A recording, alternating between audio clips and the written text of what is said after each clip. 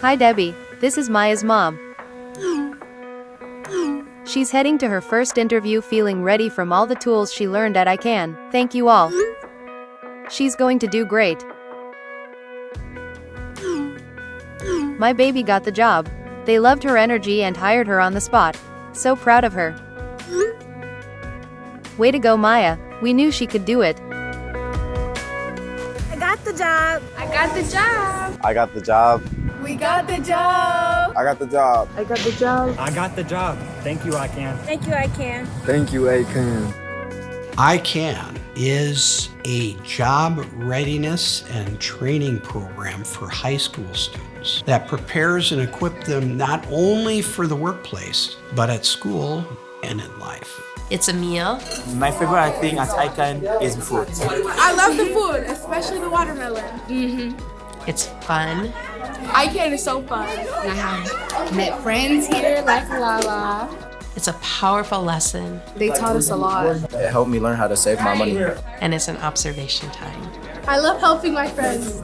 This is a good place to come to. We guide students to discover their God-given identity through stories from their own lives. Stories they'll learn to share with confidence in interviews, the workplace, and life. iCan!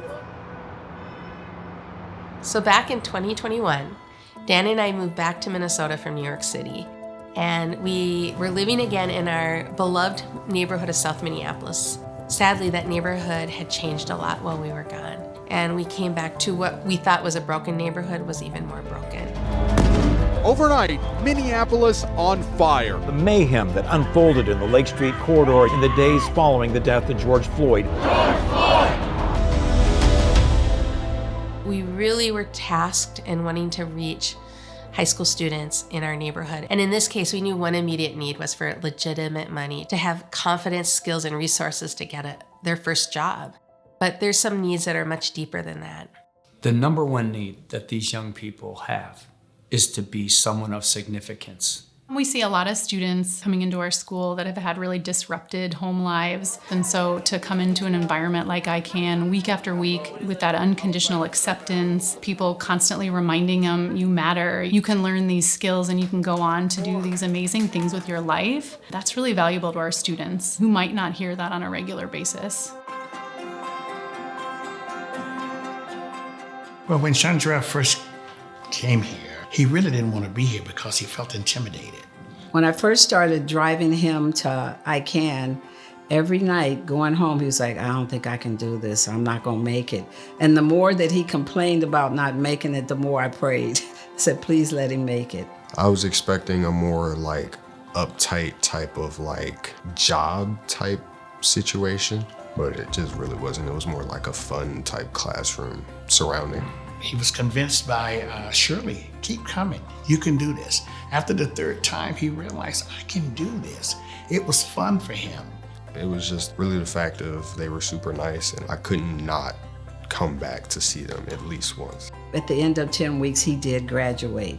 And I was so happy to see Chandrell transform, I should say, from a quiet student to more of a vocal student. And I saw his confidence level go up. I very much am grateful for all the people who sat back and invited me, and then for just even like helping me when I didn't want to be helped. You know, we're each uniquely created with gifts and strengths. Seeing them discover those things in relationship, it's like you get to watch them transform right in front of your eyes. You see that instant reward of just seeing the kids kind of light up, and then it all just pays off. I feel like when mock interviews come around and you see how much they've just grown and developed. The mock interviewer told me I shouldn't change anything about my interview. I had a perfect interview, and he would have hired me right on the spot, and that was exciting. And that also boosted my confidence. So I volunteered one day, I don't remember what day of the week it was. One of the girls was really having a hard time coming up with, you know, what her strengths were. So I said, well, you two are friends, right? And they said, yeah, we're friends. I said, well, why don't you tell her what some of her strengths were?